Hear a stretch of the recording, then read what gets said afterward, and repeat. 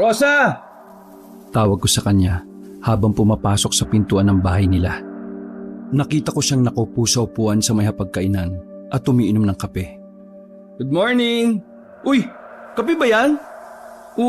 Bawal sa'yo yan ah! Bawal yan sa buntis! Paalala ko sa kanya nang tuluyan na ako makapasok sa bahay nila. Nang makalapit ako sa kanya, ay nakita kong gatas pala ang kanyang iniinom. Ngumiti ako sabay lapag ng mga pinamili kong mga groceries sa ibabaw ng lamesa para sa isang linggo niyang supply. Binilhan rin kita ng prutas. May nagtitinda rin kasi ng manggang biyakin sa palengke kanina eh. Kaya bumili na rin ako. Siyempre, with alamang na luto na rin para mas masarap, di ba? Ang sabi nila, nakakapagpaganda raw ng kutis ng baby yung manggang hilaw. Pagkukwento ko sa kanya habang isa-isang inaalis sa mga supot ang mga pinamili ko. Gusto mo bang ipagbalat kita ng mangga? Nangangasim na rin ako eh. Naglalaway na yung mga gilagid ko. Pinagmasdan niya ako ng ilang segundo bago sumagot. Hiner, hindi pa talaga uuwi ang asawa ko? Malapit na ako manganak eh. Hindi pwedeng ikaw na naman ang nandito. Ikaw na lang palagi ang nag-aasikaso sa akin. Pati ba naman sa magiging anak namin? Alam ko matalik kayong magkaibigan ni Rene. Pero nakakaya na ikaw ang narito upang tulungan ako. Alalayan at magbantay sa akin. Sa amin ang magiging anak niya. Naku, huwag kang mag-alala no. Hindi ko naman kayo pababayaan ng anak niya eh. Nangako kong aalagaan ko kayong dalawa habang nagtatrabaho si Rene para sa inyo. Kaya huwag mo masyadong isipin si Rene no. Baka mamaya gumugulong na yun sa trabaho sa sobrang mong pag-aalala sa kanya. Ang isipin mo, dapat malusog ka para healthy rin yung anak ninyo. Paniniguro ko sa kanya bago ko isa-isang inilagay sa kanilang ref ang mga pinamili ko. At ang iba naman gaya ng mga biskwit na pangmeryenda niya ay inilagay ko sa cabinet. Naiinis kasi ako eh. Pinag-iisipan ka ng masama ng ibang tao. Nagiging masama na tayong pareho sa paningin nila kahit wala naman tayong ginagawa na nakakahiya. Kung sana ay buhay pa ang mga magulang ko. Sana hindi ako nag-iisa nang iwan ako ni Rene para magtrabaho para sa amin ang anak niya. Naiinis ako sa mga taong nagsasabing masamang ama at asawa si Rene dahil nagawa niya akong iwan. At sa mga nagsasabing kay buntis ako, kinikirengkeng ko yung matalik niyang kaibigan. Tapos, ikaw na nagmamagandang loob lang naman sinasabihan na mga agaw ng asawa ng iba at sa sarili mo pang kaibigan. Nakita kong bakas na talaga sa mukha niya ang pagkairita at pagkainis. Naikuyom pa niya ang kanang kamao at padabog na ipinatong sa lamesa. Napaismid na lamang ako habang kumukuha ng mangga upang hugasan at balatan. Nako, wag mo na kasi silang pinapansin no. Kapag mas pinapansin mo, mas lalo ka lang nilang aasarin at pag-uusapan.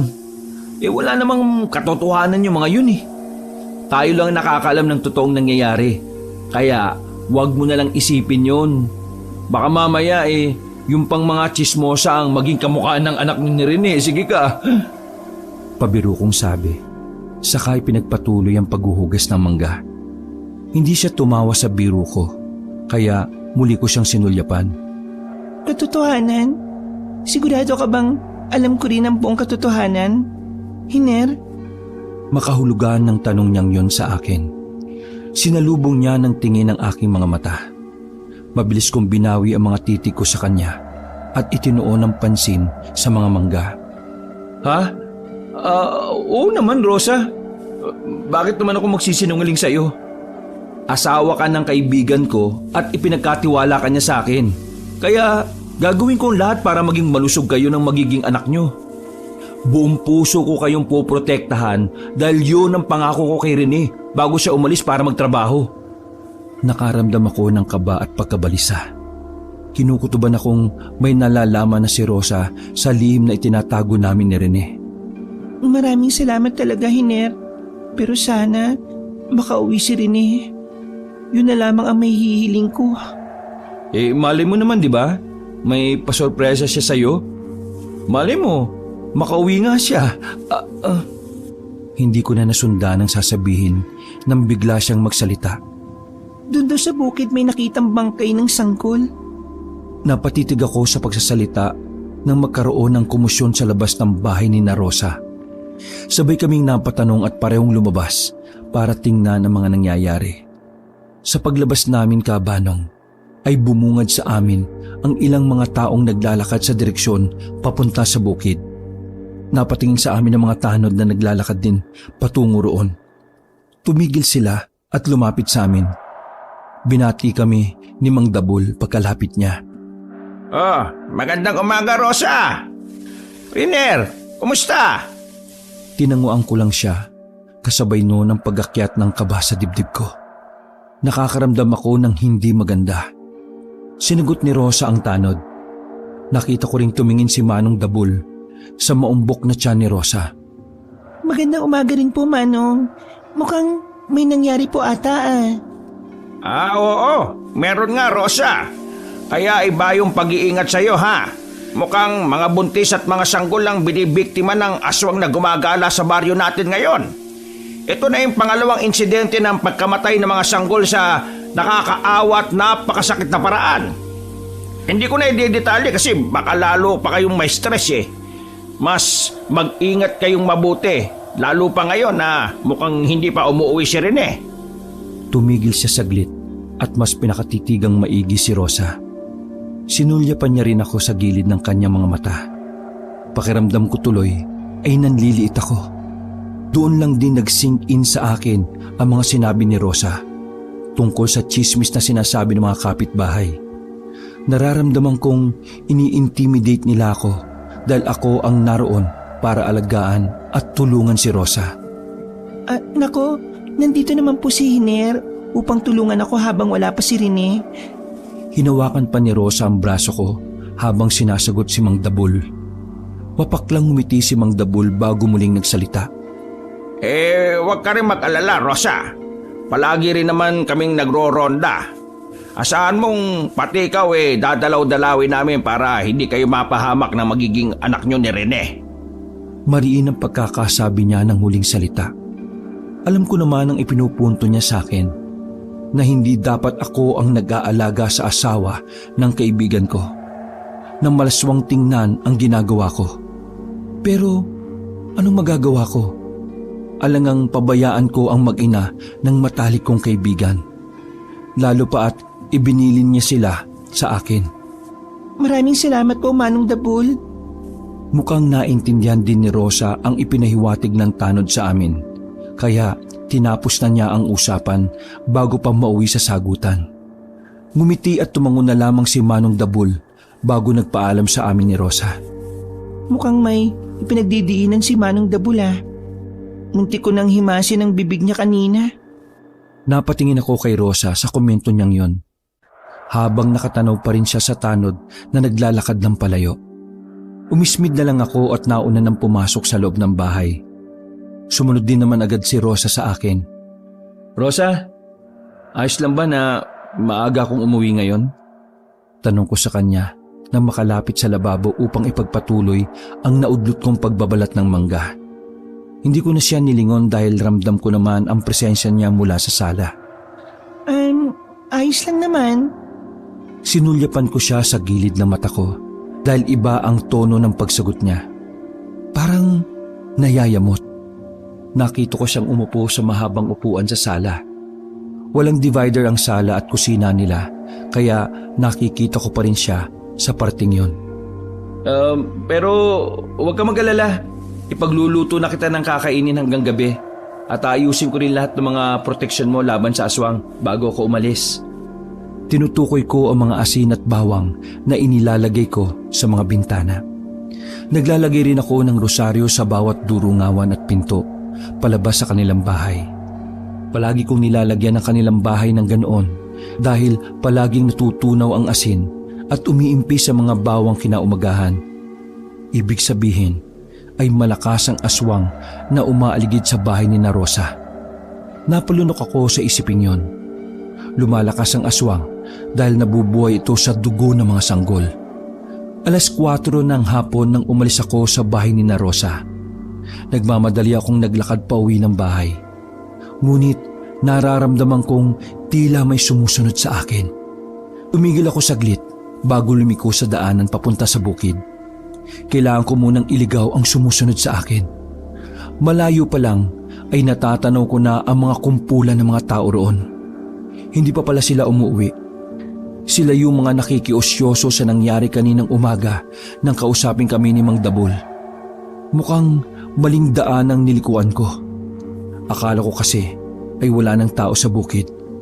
Pero marami pa rin palang mga tsismoso't tsismosa. Wala na rin akong magagawa kaya itinuloy ko na lang ang paglalakad. Mas magiging awkward lamang kung babalik ako kung saan ako lumiko. Nang makalapit ako ay hinarangan ako ni Mang Dabul. Iner, uwi ka na. Mukhang maling daan atang nilikuan mo ah. Malayo itong daan na ito pauwi sa bahay mo. Nakita kong nakangiwi siya kahit nakangiti. Nararamdaman kong may mali sa ngiti niyang yon. Tama siya sa kanyang sinabi. Iikot pa kasi ang daan na tinatahak ko sa mga bukirin bago muling makabalik sa kalsada papunta sa kabahayan. Oo nga Manong eh. Uuwi na ako. Gusto ko lang daanan saglit yung mga mais na ipinatanim ko kung nagsisimula na silang mamunga. Palusot ko sa sinabi niyang patungkol sa pagdaan ko sa bukid. Hindi kaya may iba ka pang pakay? At hindi lang yung mais ang gusto mong tingnan? Napulunok ako ng sunod-sunod sa sinabi niya. Hindi ako manhid upang hindi ko maintindihan ang nais niyang ipahiwatig. Mukhang ako ang pinagbibintangan niya sa mga nangyayari sa baryo namin. Halos magsisiyam na buwan na nang mawala si Rene dito sa baryo. Hindi kaya may kinalaman ka kung bakit siya nawawala? Na hanggang ngayon pinapalabas mong nagtatrabaho siya sa malayo dahil may gusto kang masolo at makuha sa kanya? At simula rin noon nagsimula ka na ring lumabas sa mansyon nyo at gumala na parang nabibilang ka sa mga dukhang kagaya namin. Masaya ka bang nakuha mo na ang tiwala ni Rosa? At ikaw na ang papalit sa asawa at magiging ama ng anak nila ni Rene? Naikuyom ko ang aking kamao. Gustong gusto ko na siyang suntukin kabanong sa mga oras na yon. Pero nagpigil lang ako at kinilala ko pa rin siya bilang tanod sa baryo namin. Mariin ko siyang sinagot at may paninindigan ang sagot ko sa mga paratang niya sa akin. Pues, isipin niyo na lang po ang gusto niyong isipin, Manong. Pero hindi po magbabago ang pakikitungo ko kay Rosa. Asawa siya ng kaibigan ko. At dahil nasa malayo si Rene, ay ako muna ang mag-aalaga dun sa mag-ina habang wala pa siya. Totoo naman sa nakalipas na 9 na buwan ay doon lang ako naglalalabas ng bahay. May kaya ang pamilya ko kabanong pero hindi naman siguro yun rason para kasuklaman ako ng mga mas mabababa ang katayuan sa lipunan.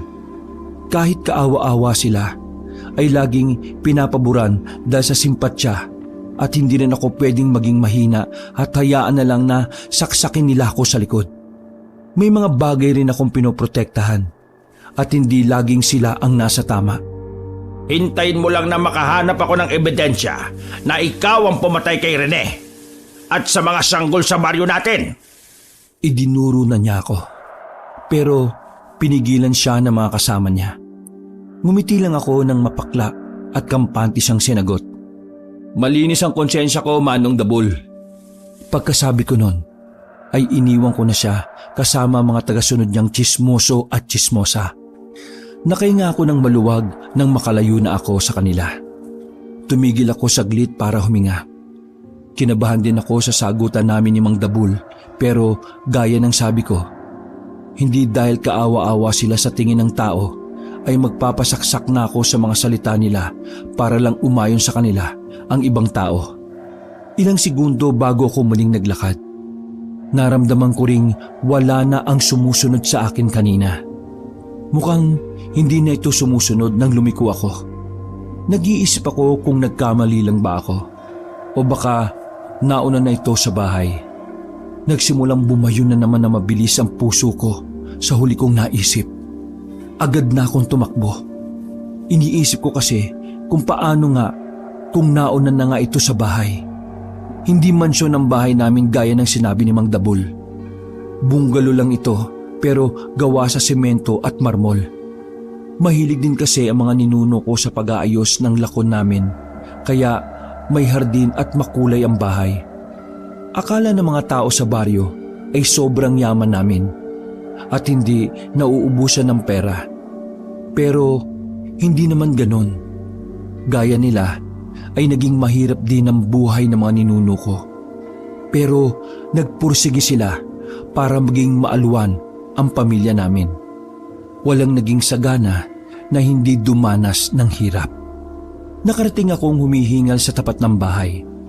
Inilibot ko ang paningin sa labas at nang masigurong walang tao ay saka ko inalis ang kandado at pumasok sa gate.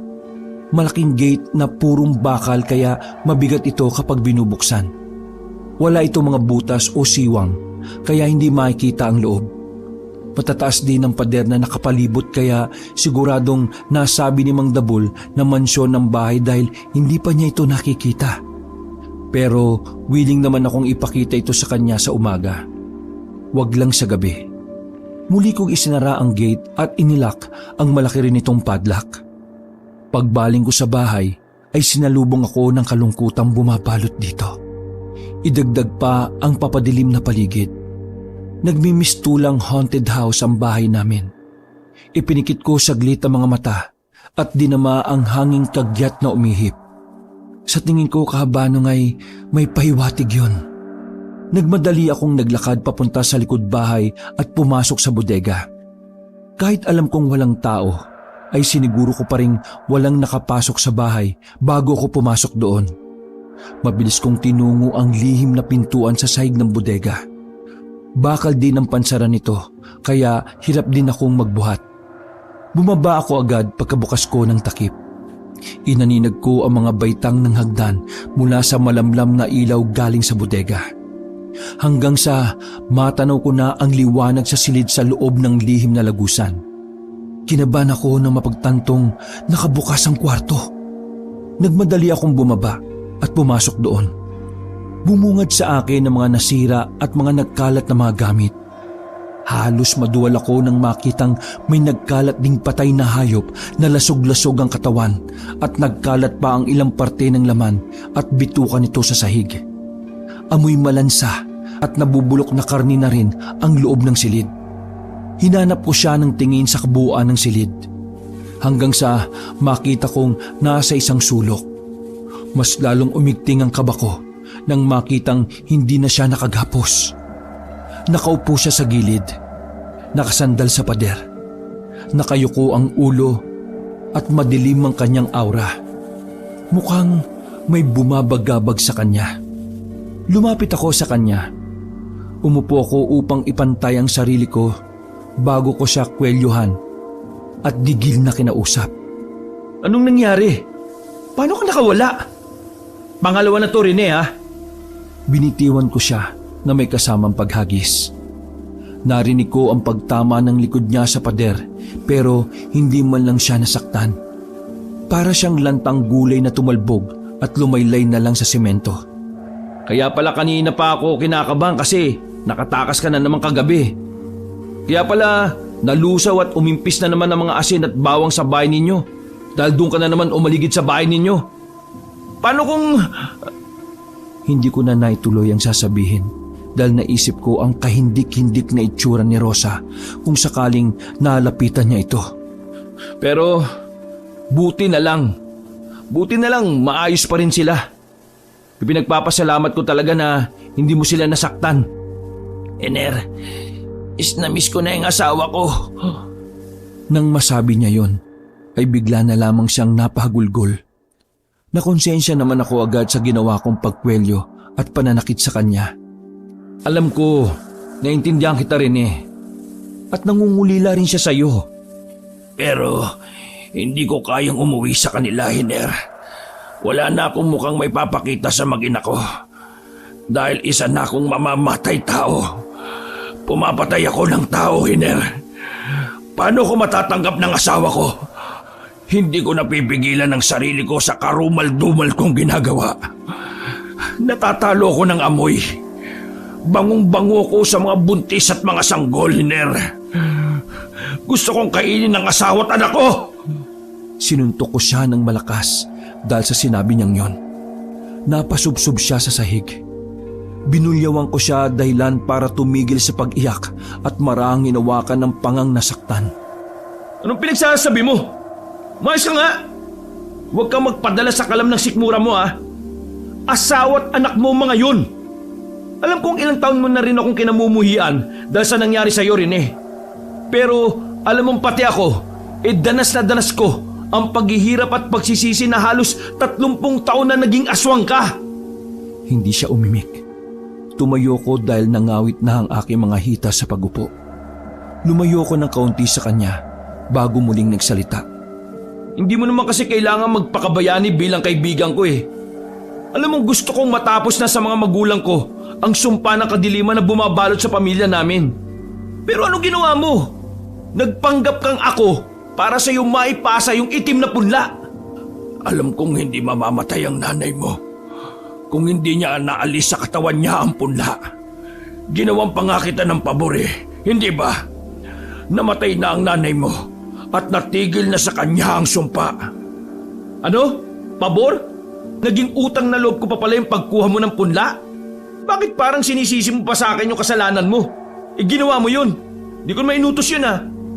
Tumingin siya sa akin ng matalim, saka unti-unting ngumisi.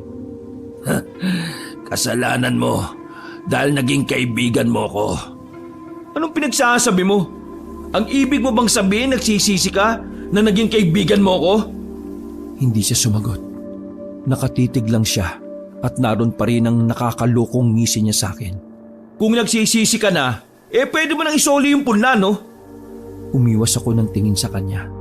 Matapos kong sabihin yon, narinig ko ang malakas niyang pag-atungal. Sinigawan niya ako pagkatapos ay sinunggaban. Naitulak niya ako sa pader habang hawak sa liig. Napadaing ako sa sakit ng tumama ang likod ko sa matigas na semento. Hangal ka, Hiner. Hayop ka, Hiner. Sa kabila ng pagsasakripisyo ko para sa'yo ng napakaraming taon, ngayon mo pa babawiin ang punla. Para ano? Para hayaan ako mamatay? Kitang-kita ko sa matatalim niyang mga titig ang nanggagalaiti niyang galit. Napahawak ako sa kamay niyang nakasakal sa akin. Kesa naman may mapatay ka pa uli. Ayaw kong umabot tayo sa puntong pati pamilya mo mapahamak ng dahil sa'yo. Mas lalong migpit ang pagkakasakal niya sa akin. Nawawalan na ako ng hininga pero hindi niya ako binibitiwan. 2 beses mo na rin akong ipinahamak. 2 beses mo na akong ginamitan ng pambulag para lang makatakas ka. Anong klase kang kaibigan? At nililinlang mo ko gamit ang kapangyarihan mo. Hindi ako tumigil sa pagsasalita kahit ramdam kong galit na siya. Gusto kong magising siya sa katotohanan dahil alam kong nabubulagan na siya sa pagiging aswang niya. Kahit alam kong dihado ako sa ginagawa ko dahil hindi ako kasing lakas ni Rene. Maari niya akong mapatay kapag nagpatuloy siyang mabulag sa galit. Tumigil ka na, Hiner. Tumigil siya saglit at napatingin sa pintuan. Gumagalaw-galaw ang kanyang ilong na tila ba may naaamoy siya mula roon. Maya-maya ay lumuwag na ang pagkakahawak niya sa leeg ko. Pero hindi pa rin niya ako binibitiwan. Nagsimula na siyang magbago ng anyo. Lumaki ang kanyang katawan. Humaba ang kanyang nguso na parang sa lobo. Kasabay noon ay ang pag-usli ng mga pangil sa kanyang mga gilagid. Ang itim sa kanyang mga mata ay naging puti at nagkaroon ng pulang kumikinang natuldok sa gitna. Tuluyan ng naging aswang si Rene. Bago siya lumundag palabas ng silid na yon, ay malakas niya akong ibinalibag. Kasabay ng paglagapak ng katawang ko sa sahig ang pagdilim ng aking paningin. Bagya akong napatitig sa kisame nang magising ako. Prinoseso pa ng utak ko ang mga nangyari bago ko nawala ng malay. Hindi ko alam kung gaano nakatagal akong nawala ng ulirat. Napaigik ako sa sakit ng aking katawan nang sinubukan kong bumangon. Sinuyod ko ng tingin ng paligid. Madilim na. Nakaramdam ako ng kaba na hindi maipaliwanag. Naalala kong hindi ko nga pala naigapo si Rene. Agad akong tumayo. Kinapa ang pader na naging gabay ko patungo sa pintuan. Tanging sinag ng malaking buwan ang tanglaw sa dinaraanan ko. Mabibilis ang mga hakbang ko patungo sa bahay. Pumasok ako sa kwarto ko at kinuha ang pinakatago-tagong revolver sa loob ng aparador. Gawa ito sa purong silver pati ang mga bala. Isinukbit ko iyon sa aking likuran, saka nagmamadaling lumabas at patakbong tinungo ang alam kong lugar na pupuntahan ni Rene. Habang tumatakbo ay naaaninag ko ang kumpul ng mga taong tumatakbo rin papunta sa direksyon ko. Unti-unting lumilinaw ang kanilang mga figura, lalong-lalo na ang lalaking nangunguna sa kanilang harapan, si Mang Dabul. Kasama niya ang ilang mga tao sa baryo. Tumigil ako sa pagtakbo. Tumigil din sila nang maaninag nila ako. Ayan si Eder. Siya ang aswang, mga kasama. Hulihin at patayin natin siya. Ano? Anong pinagsasabi mo, Manong? Yun na lang ang naibulalas ko. Hindi ko alam ang pinagsasabi niya. Hindi ko alam kung paano niya nasabing ako ang aswang. Iniisip ko kung saan siya nakakuha ng patunay na aswang ako. Hindi ko na sila pinansin. Tumakbo na lang ulit ako para iwasan sila. Habang tumatakbo ako palayo, narinig ko pa ang mga sulsul niya sa mga tao. Huwag niyo siyang hayaang makatakas. Wala ka na matatakbuhan, Hider. Kung ako sa'yo, sumuko ka na lang at tanggapin ang iyong kamatayan. Kung kailan nagmamadali ako, ay saka pa darating ang problema. Isa pa, bakit ko tatanggapin ang kamatayan ko kung hindi naman ako ang aswang? Nagpatuloy lang ako sa pagtakbo hanggang sa makakuha ko ng tiyempo na makapagtago sa kakahuyan na malayo sa baryo. Nainis ako nang mapansin na malayo na ako sa aking pupuntahan. Naghintay pa ako ng ilang minuto bago muling makipagtagu-taguan kina Mang Dabul at sa mga alipores niya. Makalipas ang halos 2 oras na pakikipagpatintero, ay narating ko na rin ang pakay na lokasyon, ang bahay ni na Rosa. Mas lalong lumakas ang kabog ng dibdib ko nang makitang nakabukas ang pintuan nila. Mabilis akong pumasok sa loob. Malakas kong tinawag si Rosa. Rosa! Rosa! Pero bumungad sa akin ang magulo nilang bahay. Sira-sira ang ilang mga gamit na tila ba dinaanan ng ipo-ipo. Lumapit ako sa bintana. Wala na yung nilagay kong asin at mga bawang. Napigtas din ang rosaryong isinukbit ko doon. Mahabagin! Rosa! Anong nangyari? Nanlaki ang mga mata ko na lahat ng mga nilagay kong proteksyon ni Rosa ay nasira at nawala. Iniisip kong baka si Rosa ang gumawa nun. Pero hindi ko alam kung bakit niya gagawin. Lalabas na sana ako na makarinig ng may hinang panaghoy. Sinundan ko ang pinanggagalingan nun hanggang sa makakita ko ng pulang likido na nagkalat sa sahig ng kwarto. Mabilis kong hinawi ang kurtinang tumatabing sa pintuan. Tumambad sa paningin ko si Rosa na nakahiga sa sahig. May dugo sa laylayan ng kanyang suot niyang bestida. Doon galing ang pulang likido na kumakalat sa semento. Rosa! Nilapitan ko siya agad at binuhat para ihiga sa kama. Pagkababa ko sa kanya, ay saka naman may malakas na lumagabog sa bubong ng bahay. Tumakbo ko upang isara ang pinto at mga bintana. Muli kong nilagyan ng asin ang mga bintana at pintuan. Maya-maya pa ay narinig ko ang pag-atungal ng aswang sa itaas ng bubong. Hayop ka rin eh! Papatayin mo ba yung mag-ina mo? Naiinis kong sigaw sa kaibigan ko. Alam kong siya yon. Pero anong magagawa ng inis ko? Hindi ko may takbo si Rosa sa ospital kahit mukhang nanganganib na sila ng anak niya dahil nakaantabay sa labas ang asawa niyang aswang. Binalikan ko si Rosa sa loob ng kwarto nila. Tinapik-tapik ko ang pisngi niya para gisingin.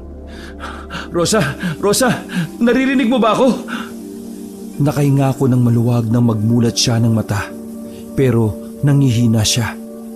Napahawak siya sa kanyang tiyan saka napaliyad at pumalahaw. Hiner, si Rene. Rosa! Rosa! Anong nangyayari?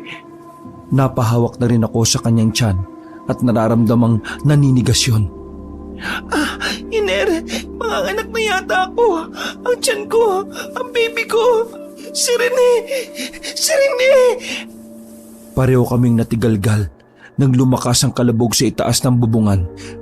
Kasabay noon ng malalakas at mahabang tunog ng ik-ik.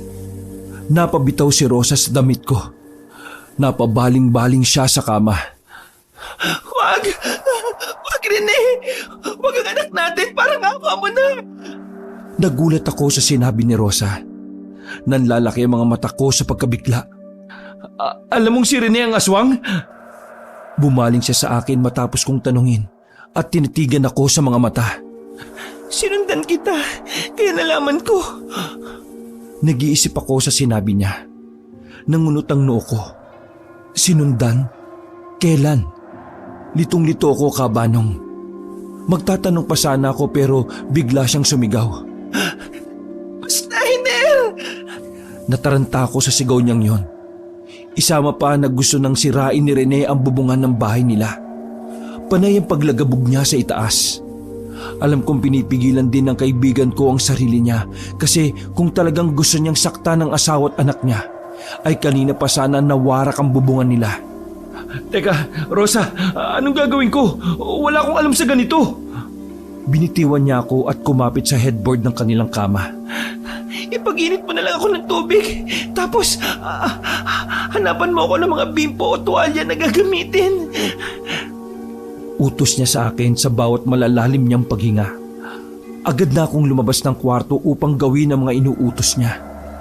Mula sa kusina ay narinig ko ang malakas na pagsigaw ni Rosa, kasabay ng kanyang pag-iri. Inalis ko muna ang baril na nakasukbit sa likod ko at inilagay sa ibabaw ng lamesa.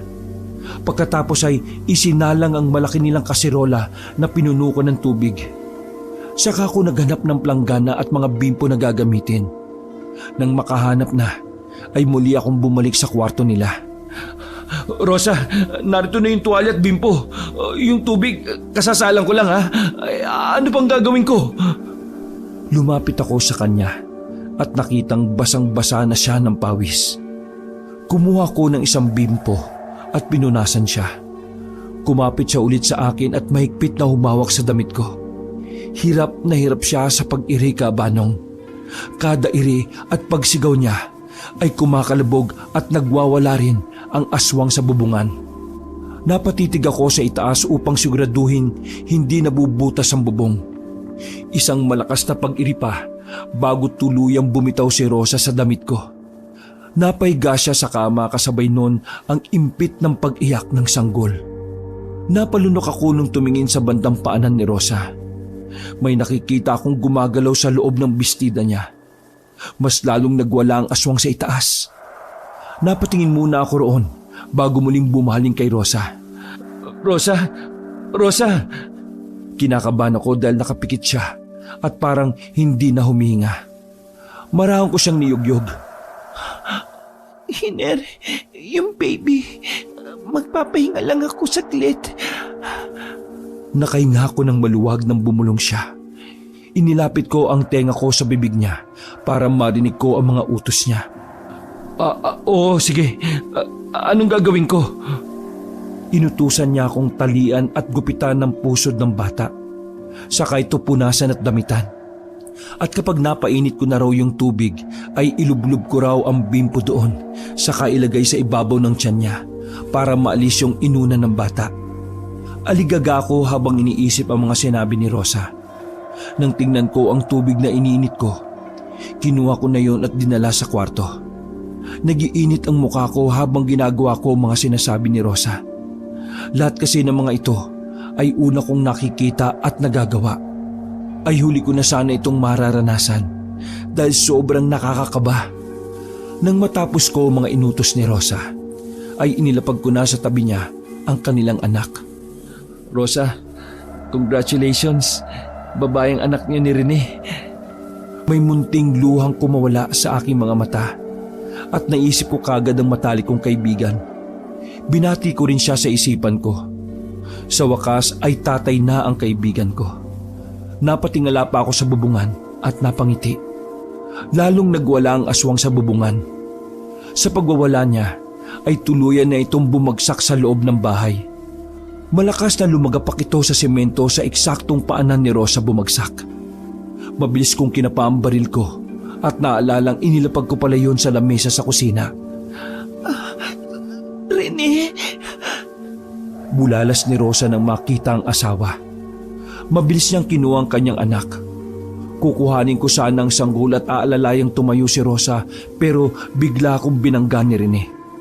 Tumilapon ako at tumama sa pader. Hiner! Pinilit ko kagad tumayo sa kabila ng masakit kong katawan. Panay ang pagmamakaawa ni Rosa kay Rene. Pinakikiusapan niyang bumalik na ito sa pagiging tao. Nagpakilala rin siya sa pag-aakalang baka hindi siya nakikilala ni Rene dahil ang asawa niya ay nasa aswang na anyo. Humagulgol na si Rosa habang takot na takot sa papalapit na aswang. Wala akong sinayang na oras. Dinamba ko si Rene. Kahit wala akong laban sa kanya, ang mahalaga ay mailigtas ko ang mag-ina niya mula sa kanya. Bilis, Rosa! Tumakas na kayo! Bilisan mo, kunin niyo ng anak niyo! Nahawakan ni Rene ang damit ko at mabilis niya akong hinatak saka ibinalibag sa kama. Mabuti na lang at nakaalis na roon si Rosa bago ko saktan ni Rene. Sa lakas ng puwersa ng pagkabagsak ko ay nasira ang kama nila. Masyadong malakas si Rene kapag aswang siya. Susundan na sana ni Rene ang asawa niya, kaya nagkunyapit ako sa hita niya. Hindi ako papayag na saktan mo ang pamilya mo. Nangako kong poprotektahan ko sila. Kaya Rene, bago mo sila masaktan, ay dadaka muna sa bangkay ko. Hinatak ulit ako ni Rene nang subukan kong suntukin siya. Ipinantay niya ako sa mukha niya. Galit na galit siyang umatungal sa mukha ko bago niya ako muling ibinato. Bumagsak ako sa lamesa sa kusina. Pinipilit kong bumangon pero hindi na sumusunod ang katawan ko. Nilingon ko si Rene. Nakita ko siyang papalabas na ng bahay. Nakita ko si Rosa sa labas dahil nakabukas ang pinto kaya sa abot ng boses ay sumigaw ako. Rosa! Takbo, bilis! Lumayo ka na dito! Sinusundan ka na ni Rene! Pinilit ko pa rin bumangon pero mga daliri ko na lang ang naigagalaw ko. Wag! Wag! Rosa! Rosa! Nakarinig ako ng malakas na putok ng baril, kasabay noon ng malakas sa pag-atungal ng aswang. Muli kong sinulyapan ang nangyayari sa labas. Eksaktong paglingon ko ay ang paghampas ng kamay ni Rene kay Rosa. Lalo siyang nagalit dahil nagawa ni Rosa na paputokan siya ng baril. Hindi! Hindi! Nilukuban ako ng kakaibang enerhiya na nagmumula sa galit ko. Maraan akong bumangon. Ang galit ko ay nakatuon na kay Rene dahil sinaktan niya ang kanyang mag-ina. Mabilis na hinanap ng paningin ko kung saan bumagsak si Rosa. Nag-aalala rin ako sa bata. Hindi na ito umiiyak. Nanginig ako sa isipin na patay na ito at si Rosa. Hindi ko mapapatawad ang sarili ko kapag nangyari yon. Nakita ko si Rosa na nakahandusay ilang metro ang layo mula sa kanilang bahay. Lalapitan ko sana siya pero narinig kong may paparating. Pinag-uusapan nila ang narinig na putok ng baril na nagmula sa kinaroroonan namin. Kaya nagmamadali silang pumunta. Nakita kong naalarma uli si Rene at nauna nang lumayo sa lugar. Kinuha ko muna ang baril ko na ginamit ni Rosa bago sumunod sa direksyong tinahak ng kaibigan kong aswang. Humahangos akong nakarating sa bahay kabanong. Sa pag-aakalang doon bumalik si Rene. Hindi ako nagkamali. Nakita ko siyang nakatayo sa may hardin. Naaninag ko sa malamlam na sinag ng buwan na may tama siya ng bala sa sikmura. Halata kong nangihina siya. Malalalim ang kanyang paghinga. Rene, tapusin na natin to! Itinuto ko sa kanya ang baril. Nanginginig ang kamay ko habang nakatitig ng matalim sa kanya. Nakailang lunok ako ng laway pero sa huli ay ibinato ko sa malayo ang baril. Hindi ko siya kayang saktan, Kabanong. Napaluhod ako sa damuhan. Kasabay yun ng marahas na pagbagsak din ni Rene. Rene! Mabilis ko siyang nilapitan. Mula sa halimaw niyang itsura ay unti-unti na siyang bumalik sa pagiging tao. Hiner, tatay na ako. Tinanguan ko lang siya. Nakita kong napakaganda ng kanyang ngiti. Pero hindi ko na napigilang umiyak nang maalalang naiwang nakahandusay si Rosa sa kalsada. Rene, pasensya ka na, hindi kita napigilan. Hindi ko alam kung buhay pa ang mag-ina mo. Tama ka, kasalanan ko itong lahat. Kung hindi mo lang ako naging kaibigan, masaya sana kayo ngayon eh. Wala sanang nasaktan. Kung hindi lang sana ako naging kaibigan ni Rene, hindi mapupunta sa kanya ang punla ng pamilya ko. Kung hindi lang sana niya ako naging kaibigan, namumuhay sana siya ng normal at masayang masaya sa piling ng kanya mag-ina. Hiner, hindi lang ikaw ang may kasalanan. Lahat tayo ay may pagkakamali. May mga pinili tayong desisyon na sa huli lang natin napagtantong mali pala yun. Sana nakinig ako sa iyo noon. Sana inisip ko rin ang mararamdaman mo nung nagpanggap akong ikaw para sa akin maipasa ang punla. Nakita ko kasi kung gaano ka kalungkot na hindi ka magiging normal sa buong buhay mo. Kaya bilang kaibigan mo, gusto kitang isalba at hiniling na sana ay maging masaya ka. Pero sa ginawa ko ay mas lalo lang pala akong magiging pabigat at mas lalo ka lang malulungkot dahil kailangan mo kong alagaan, igapos at ikulong para hindi ako makapanakit. At sa huli, nilinlang kita para lang makuha ang gusto kong gamot sa kumakalam kong sikmura.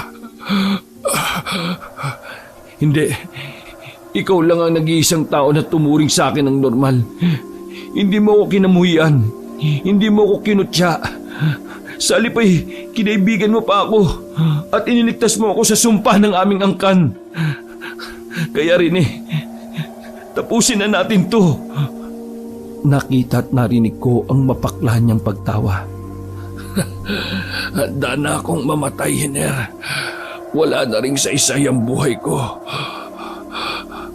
Nabahiran na ng inosenteng tugo ang mga kamay ko. Pumikit na siya at ipinaubaya na sa akin ang buhay niya. Hinawakan ko ang mga balikat niya at ipininid sa lupa. Inilapit ko ang bibig ko sa bibig niya. 1 pulgada lang ang layo ng mukha ko sa kanya. Paalam, Rene. Yun lang ang bulong ko sa kanya. Maya-maya ay bigla siyang nanigas at nanginig. Lalong uminit ang temperatura ng kanyang katawan. Tumatagos ang init na yun sa kamay kong nakahawak sa kanyang mga balikat. Ilang saglit pa ay bumuka ng kusa ang kanyang bibig at may lumabas doon na itim na holen. Ibinuka ko na rin ang bibig ko. Umangat ang holen at pumasok sa aking bibig. Nahihirapan akong lunukin yun, pero kailangan kong gawin. Dahil sa una pa lang ay dapat na sa akin yun. Noon, ayaw kong tanggapin ang itim na kapangyarihan na yun mula sa pamilya ko. Pero heto ko tinatanggap na rin ang sumpang kinamuhian ko para sa buhay ng kaibigan ko, ng pamilya niya na nararapat lang sa kanya. Hindi nila ito dapat nararanasan. Ako lang dapat ang nakakaranas nito. Hindi pwede sa mga inosenteng tao. Nang malipat na sa akin ang itim na bato, nagmamadali akong nagtago dahil nakarinig ako ng mga taong nag-uusap habang papalapit sa bahay namin. Itinuturo nila ang bahay namin dahil may nakakitang pumasok doon ng aswang. Mula sa pinagtataguan ko ay nakita kong nagpasukan ng mga tao sa gate ng bahay na nakalimutan kong isara. Nilapitan nila si Rene na nakahandusay sa lupa. Nakita nila ang sugat ni Rene. Dahil nagdurugo ito, nag-alala sila kaya nagmamadaling dinala sa ospital. Pagkaalis nila ay umalis na rin ako. Hindi ko alam kung saan pupunta kaya nagpasya akong sa gubat na lang magpalipas ng ilang araw habang nag-iisip sa kung ano ang pwede kong gawin. 4 na araw na ang nakalipas ng pananatili ko sa gubat. Sa isang tagong kuweba ako nanirahan at nanguhuli lang ako ng mga hayop para may makain. Sa unang araw ko kabanong ng pagiging aswang ay hindi ako makatayo sa pagkakahiga. Puro atungal lang ang ginawa ko dahil tila kinikilala pa ng katawan ko ang pagbabago ko ng anyo. Hirap na hirap ako habang nagpapalit anyo. Halos mapatid ang litid ko sa kakaatungal. Pakiramdam ko rin ay nakaluwa ang mga mata ko. Ramdam na ramdam ko ang sakit habang umuusli ang mahahabang pangil sa gilagid ko, pati ang matutulis kong kuko. Napapahawak ako sa ulo ko kapag tinitingnan ko ng buo ang aking anyo. Pagkatapos ay umiiyak na lang ako. Nagsisisi ako at namumura ang angkan namin hanggang sa kanununuan. Kapag nasa anyong aswang na ako kabano, hinanghinaan naman ang aking katawan. Naninibago ko. Hindi pa kinakaya ng katawan ko ang kakaibang lakas. Pati ang sobrang linaw ng mga mata ko sa gabi ay ikinahihilo ko. Sumasakit din ang ulo ko dahil sa dami ng naririnig kong ingay. Ang layo ng naaabot ng aking pandinig. Naiintindihan ko na si Rene noong mga unang araw niya sa pagiging aswang. Medyo napipigil ko pa ang paghahanap ng sariwang karne dahil hindi pa ako nakakaramdam ng sobrang gutom. Pero nang ilang araw na ang nagdaan, hindi ko na kinakaya kaya napilitan akong kumain ng mga hayop sa gubat. Nang medyo nakokontrol ko na ang pagiging aswang ko, sinubukan kong bumalik sa lugar namin. Palihim akong nagmanman sa lugar, lalo na sa bahay namin at kina Rene. Sa umpukan ng mga tao sa isang lugar, nakita ko si Mang Dabul na kinakausap ang mga taong kasakasama niya sa pagroronda. Ano bang nangyayari sa pamilya nila? Una, si Rosa ang nakitang nakabulagta sa labas ng kanilang bahay. Mabuti na lang at naisugod na siya sa ospital kasama ang anak niya. Tapos si Rene, na ilang buwan nang nawawala. Tapos matatagpuan lang natin siyang may tama ng bala sa bakuran ng bahay ni Hider. Mabuti na lang talaga ligtas na ang pamilyang yon. Kaawa-awa ang sinapit nila. Wala na talagang ibinibigay na mabuti ang aswang na yon. Pasalamat siya at hindi natin siya nahuli. Kailangang mahuli natin siya sa akto ng pagiging aswang. Pag nagkataon, susunugin ko siya ng buhay sa harapan ng mga tao. Para hindi na nabubuhay ang mga taga rito na may takot. Lalo na kapag gabi. Mas kawawa yung mga nagdadalang tao dahil yung iba nakukuna na dahil sa takot sa aswang na yon. Salot talaga siya. May mga taong sumang-ayon sa mga sinabi niya. Nagplano sila na mas palalawigin ang pagroronda tuwing gabi. Pati ang gubat ay balak na nilang puntahan dahil iniisip nilang doon nagkukuta ang aswang. Hindi na ako ligtas sa lugar na ito. Kailangan ko na talagang lumayo. Kailangan ko munang makausap si Rene para makapagpaalam at maibilin ko sa kanya ang bahay namin. Isa-isa na silang nag-alisan. Kinuha ko na ang pagkakataon na yun para puntahan ang matalik kong kaibigan. Ilang minuto ko lang tinakbo ang bahay nila. Mula sa malayo ay tinanaw ang bahay. Nakita ko si Rene na nasa labas ng pintuan at kumakatok. Hindi maipinta ang kanyang mukha. Nagmamakaawa siya sa asawa niyang kausapin siya. Muntik kong makalimutan na alam na nga pala ni Rosa na aswang si Rene. Kaya marahil ay natatakot si Rosa na harapin siya. Nagmamadali akong lumapit sa bahay nila. Tinabihan ko si Rene at gulat na gulat siya nang makita ako. Hiner! Ninitian ko lang siya at bahagyang tumango. Pagkatapos ay kinatok ko na ng pinto at tinawag si Rosa. Maya-maya ay narinig namin ang pagsagot ni Rosa mula sa loob ng bahay. Nanginginig ang boses niya pero may tono na tila nabuhayan ng loob.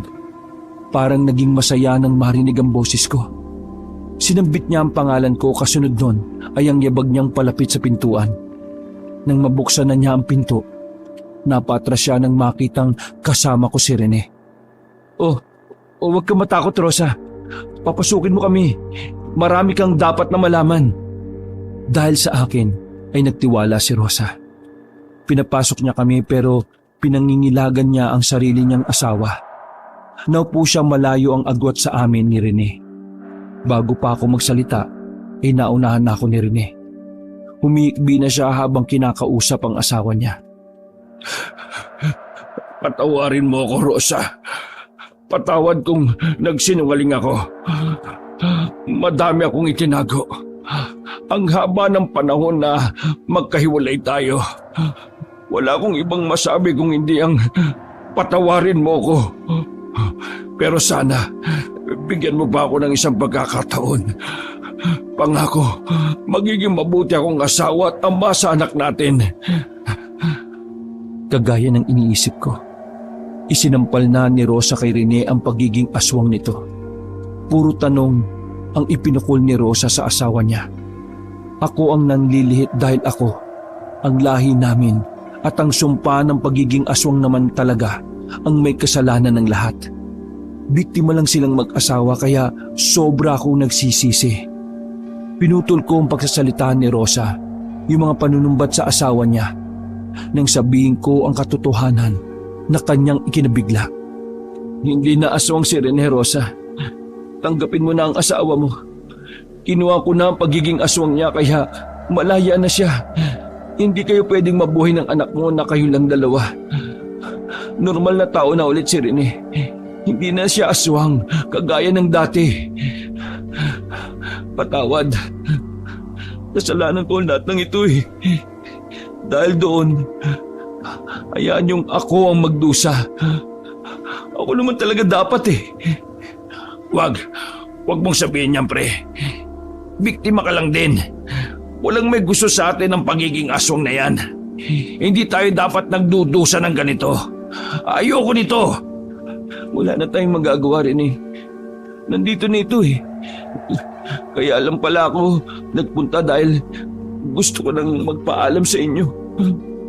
Mamuhay kayo ng masaya at ipangako nyo sa akin yon, ha? Anong binabalak mo?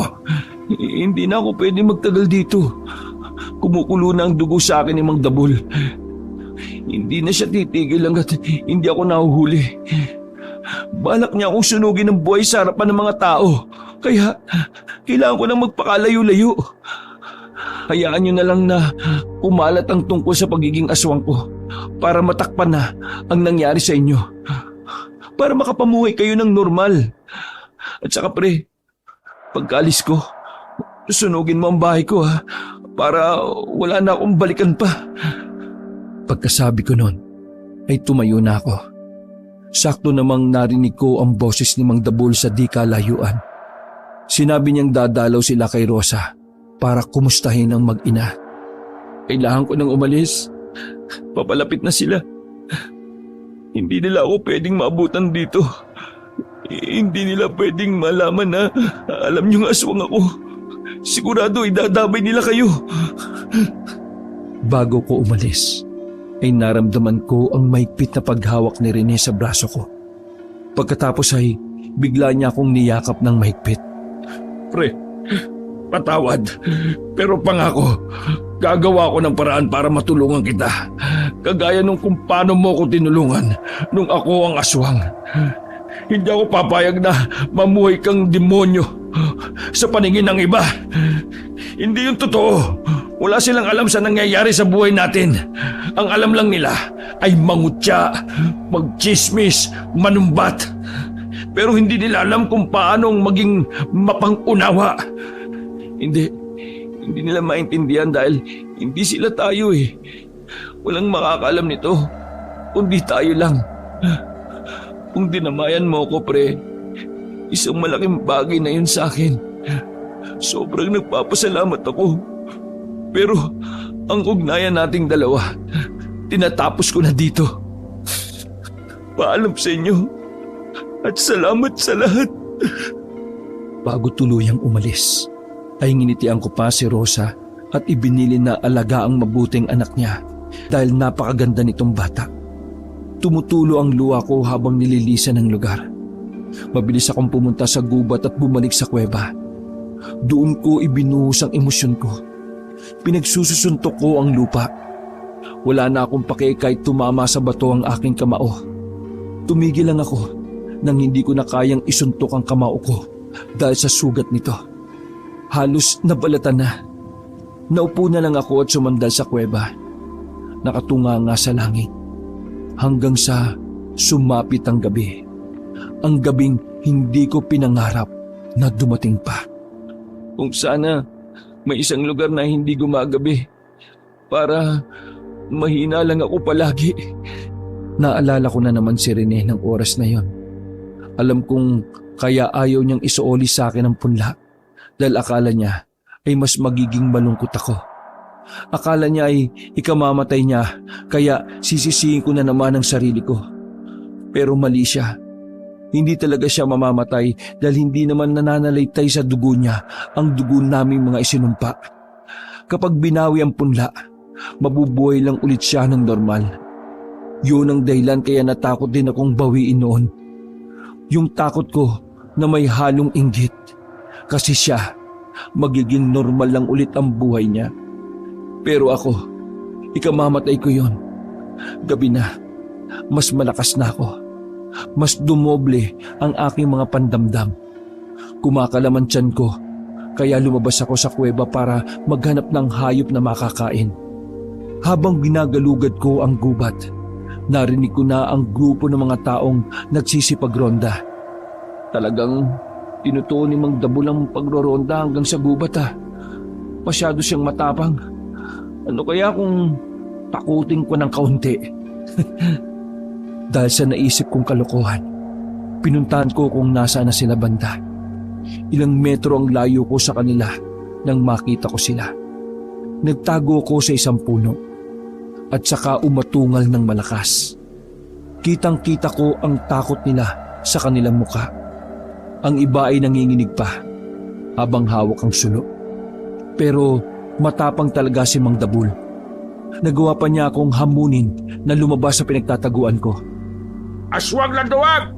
Lumabas ka na sa pinagtataguan mo at harapin kami ngayon! Puro ka lang tago! Hindi ka lumaban ng patas! Nagagawa mo lang biktimahin ng mga mahihina! Anong laban ng sanggol? Ng buntis? Bakit sa aming mga lalaki takot kang magpakita, ha? Ngayon natin makikita ang tapang mo! Baka umatras na ang pangil mo, Hiler! Alam kong ikaw ang aswang! Matagal na kitang hinihintay. Nang matagpuan namin si Rene sa bahay ninyo, wala siyang malay.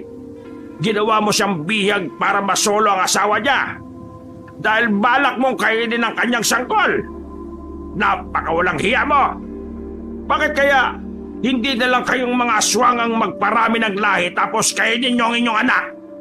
Kesa kami mga taong ginagawa niyong pagkain. Nagpantig ang tenga ko dahil sa mga pagsisigaw niya na sinundan pa ng tawanan ng mga kasama niyang lalaki. Dahil sa inis ko, hinablot ko ang isang ibon na tahimik lang na nakadapo sa sanga. Kinagat ko ito sa leeg at hinigop ang dugo. Winakwak ko rin ang tiyan nito pagkatapos ay ibinato sa gawin ng mga nagdoronda. Nahintakotan silang lahat. Ako naman ay napangiti dahil nataranta sila sa pagkabigla. Kung saan-saan sila lumingon para hagilapin ako ng tingin. Nanginginig din ang kamay nila habang iniaamba ang dala nilang itak. Umatungal ako ng malakas na lalo nilang ikinatakot. Narinig kong nagbulungan sila at ang iba ay gusto nang umatras. Kay matakot mga kasama! Isang duwag ang aswang na yan! Kita nyo, gabi na pero hindi pa rin inilalabas ang sarili niya. Akala ko ba'y matapang ang aswang kapag gabi na? Siguro, saksakan ng pangit ang aswang na hinahanap natin. Kaya nahihiya siyang ilantad ang itsura niya sa atin. Lalo kong nainis kay Mang Dabul. Kung hindi lang ako nagpipigil na tumikim ng tao, ay kanina ko pa sila nilapa. Dahil sa inis ko, Kabanong, mas gusto ko silang takutin. Pabilis ako nagpalipat-lipat ng lugar habang umaatungal ng malakas. Kada may makikita kong hayop ay hinahablot ko at pinapatay, saka ibinabato sa kinaroroonan nila. Takot na ang mga kasamahan ni Mang Dabul. Inakala nilang napapalibutan sila ng mga aswang dahil sa ginagawa kong paikutan sila habang umaatungal.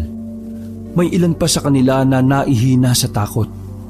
Para mas matakot sila at lisanin ang gubat, hinablot ko ang isa nilang kasama at kinagat sa braso nito saka pinakawalan. Takot itong tumakbo habang isinisigaw na aswang daw ang nanakit sa kanya. Dahil doon ay nagtakbuhan na rin ang mga kasama ni Mang Dabul. Gusto pa niyang magmatapang kaya ang ginawa ko ay binulabog ko ng aking atungal ang mga ibon, dahilan para magliparan ng mga ito. Niyugyug ko pa ang mga puno at ginalaw ang mga damo. Nang matakot na si Mang Dabul, paekis-ekis ang takbo niya pabalik sa baryo. Wag na kayo babalik. Baka sa susunod hindi ko na mapigil ang sarili kong lapain kayo. Lalo pat ginagalit niyo ako. Huwag niyong itaon na bilog ang buwan kapag ininis niyo ako. Dahil ang oras na yon ay oras na walang kinikilala mga aswang. Ang lahat ay pagkain sa mga katulad namin. Nang gabing yon, binusog ko ang sarili ko sa panguhuli ng mga hayop sa gubat. Pagkatapos ay natulog lang ako sa kuweba. Naging baliktad ang oras ko mula noon. Gising ako buong gabi at tulog ako maghapon. Isang hapon, nagising ako dahil nakaamoy ako ng usok. Pagdilat ng aking mga mata ay nakita kong ang kapal ng usok sa paligid. Bakit? Anong nangyayari? Pinakiramdaman ko ang paligid. Pinakinggan kong mabuti. Lumabas ako sa kuweba para alamin kung ano ang nangyayari. Narinig kong may naglalagablab na apoy. Mas lumapit pa ako at doon ko nakitang gumagawa ng siga ang mga tao sa gubat. Mga pulupulong apoy ang ginagawa nila. Balak nila akong itaboy o kaya ay mapalabas sa lungga para mahuli nila patay man ng buhay. Naku po, kung alam ko lang na hindi rin ako ligtas dito sa gubat, hindi na ako nagtago dito. Pero saan naman ako pupunta? Wala naman akong ibang mapupuntahan. Halos mapaiyak na ako, Kabanong. Gulong-gulo ang isip ko. Mas nag-alala pa ako dahil maggagabi na naman. Baka hindi ko mapigilan ng sarili kong sakta ng mga tao kapag pinagpatuloy pa nila ang pagsisiga sa gubat hanggang gabi. Dahil sa ginagawa nila, nagpasya akong lumayo. Inisip kong baka sa pinakagitnahan ng gubat o kaya ay sa kabilang panig ay mas ligtas ako. Binaybay ko ang madamong gubat para makalayo na ako sa lugar. Habang papalayo ako ay pasukal ng pasukal ang dinaraanan ko. Nagtataasan na rin ang mga puno. Halos maliit na ako sa laki ng mga ito. Nakaramdam na rin ako ng kilabot. Sa kakalakad ko ay nakaamoy ako ng mabango para sa aking pangamoy. Pero kung sa ordinaryong tao, malansang hayop ito. Kaagad kong hinagilap yon dahil kumalang bigla ang aking tiyan.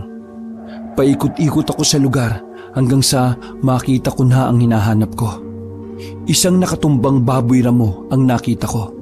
Pero mas ikinagulat ko na kinakain ito ng isang lalaki. Umangil siya sa akin nang tinangka kong lumapit. Ha? Aswang ka rin? Nangunot lang ang noo niya sa tanong ko. Daan-daan siyang tumayo habang tinitingnan ako mula ulo hanggang paa. Huwag ka matakot.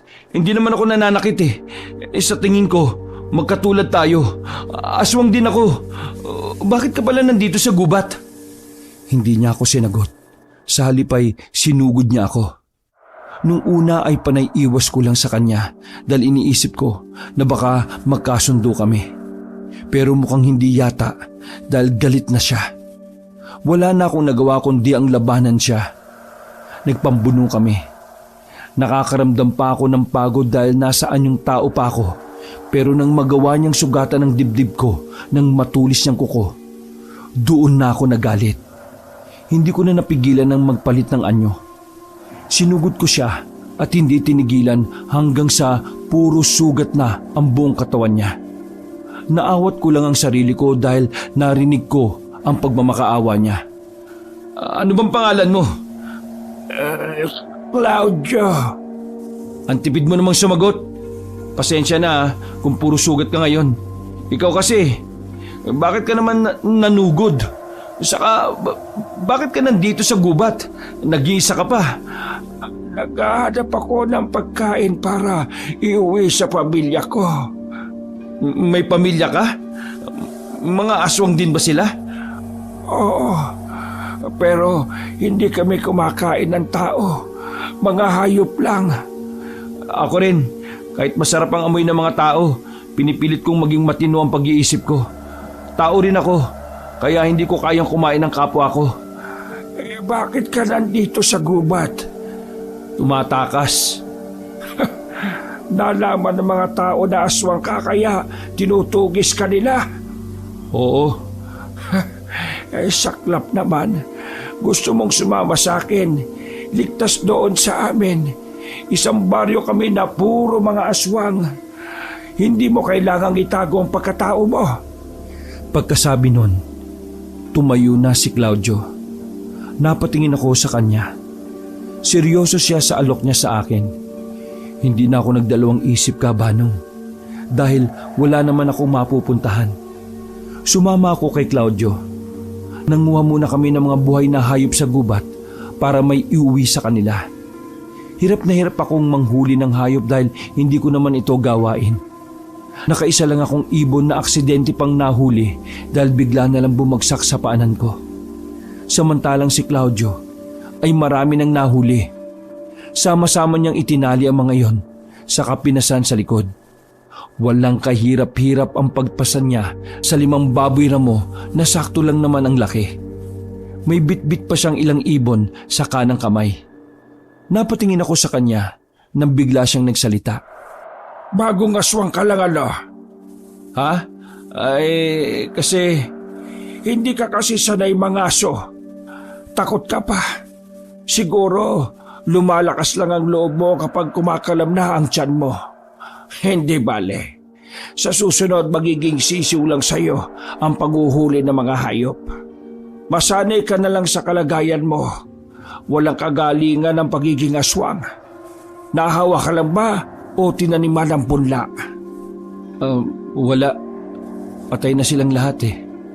Nalipol ng mga tao nung isang beses na maliwanag ang buwan. Nasa gubat sila at nanginginain ng mga hayop. Saktong may nagkakamping sa gubat ng sandaling yon at may mga bantay silang mga tanod at kagawad. Ngunit napatay silang lahat. Ang saklap ng buhay mo. Tara na, uwi na tayo sa amin. Kami na lang pala ang pamilya mo ngayon. Nagsimula na kami maglakad. Sa lawak ng gubat, hindi ko na alam kung saan-saan kami nagsuot. Basta sunod lang ako ng sunod kay Claudio. Kung hindi nga lang ako aswang Kabanong, sa malamang lawit na ang dila ko sa kakasunod sa kanya. Dahil napakabilis talaga niyang maglakad. Tumatalon-talon pa siya sa sanga ng mga puno para iwasan ang mga damo sa ibaba. Ilang minuto rin kaming parang naghahabulan ay saka ko natanaw ang isang maliit na baryo. Nang huminto kami sa paglalakad, tinanaw namin ang baryo. Nasa mataas na bahagi pa kami kaya kita ko ang kabuuan ng maliit nilang tirahan. Yan ang baryo namin. Tahimik lang kami kapag may araw. Kapag gabi na, mas lalong tahimik ang baryo kasi ang lahat ay naghahanap ng gamot sa kumakalam na tiyan. Halika na. Hinihintay na ako ng mga bata. Sumunod uli ako sa kanya papasok sa baryo ni Kabanong. Sa bukana pa lang, nagtitinginan na kami ng lahat. Nang tumapat na ako sa unang aswang, narinig ko ang pag-atungal niya. Nasundan niyo ng pag-atungal ng iba. Parang galit sila sa akin. Gusto nila akong itaboy. Nanlilisik ang kanilang mga mata habang sinusuyot ako ng tingin. Gusto ko nang umatras ng Kabanong. Ibang kilabot ang nararamdaman ko sa mga kalahi ni Claudio. Pakiramdam ko, kapag ayaw nila sa bagong salta, kahit aswang pa yon, ay kakainin nila. Nawala ang pag-aalangan ko nang biglang nagsalita si Claudio. Sumigaw siya at dumagundong ang boses niya at tumahimik ang lahat. Sinabi niyang hindi ako kalaban. Isa akong ulilang aswang na naghahanap ng pamilya. Nung sandaling yun, Kabanong, ang nasa isip ko, ayaw kong magpaampon sa mga aswang. Oo nga, kauri na nila ako. Pero sa tingin ko, kapag kasama ko sila, kailangan ko rin gawin kung ano ang ginagawa nila.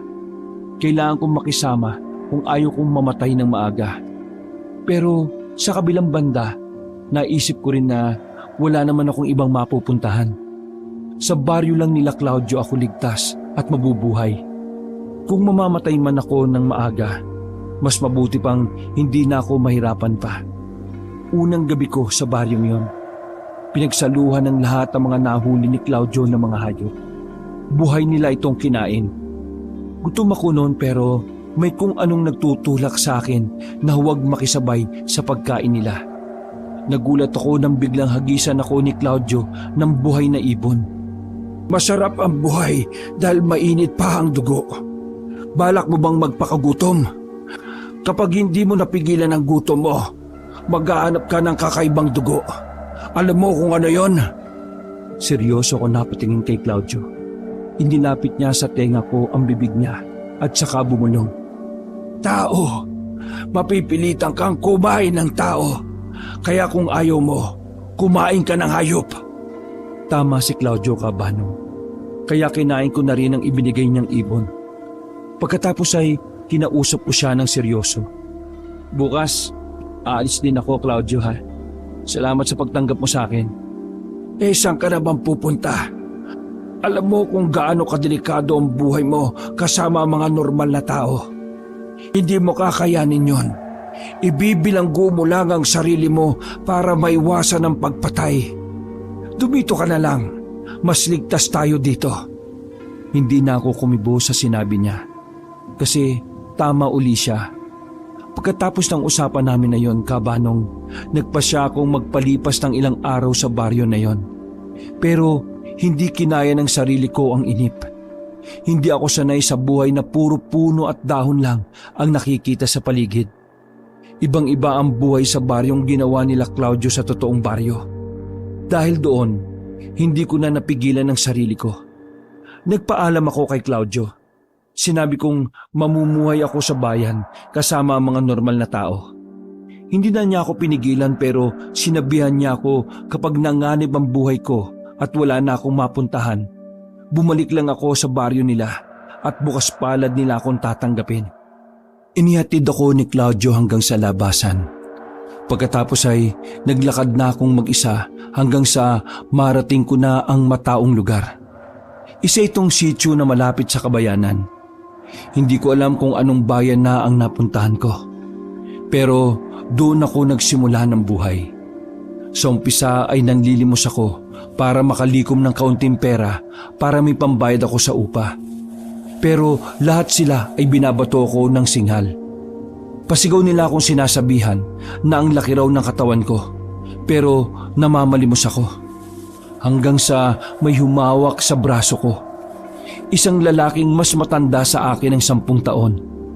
Manginginom siya. Isinama niya ako sa bahay niya at sinabihang doon na raw ako tumira dahil mukha raw kasi akong palaboy at dayo. Mabait po siya. Hindi ko na tinatanong kung saan nanggaling ang pera niya dahil barong-barong lang ang bahay niya at walang kahit na anong laman maliban sa isang plato, isang baso, isang kaldero at ilang damit na nagkalat pa sa kung saan saang sulok ng kanyang bahay. Ilang araw din akong natulog sa bahay niya hanggang sa may inalok siya sa akin na trabaho. Tinanong pa niya ako kung gusto ko raw magtrabaho bilang tagapag-alaga ng mga baka. Ay, naku, oo po. Kahit anong trabaho po, kayang-kaya ko po yan, Manong. Kinabukasan ay dinala niya ako sa may-ari ng bakahan. Ipinakilala niya akong pamangkin kaya tinanggap ako na may-ari.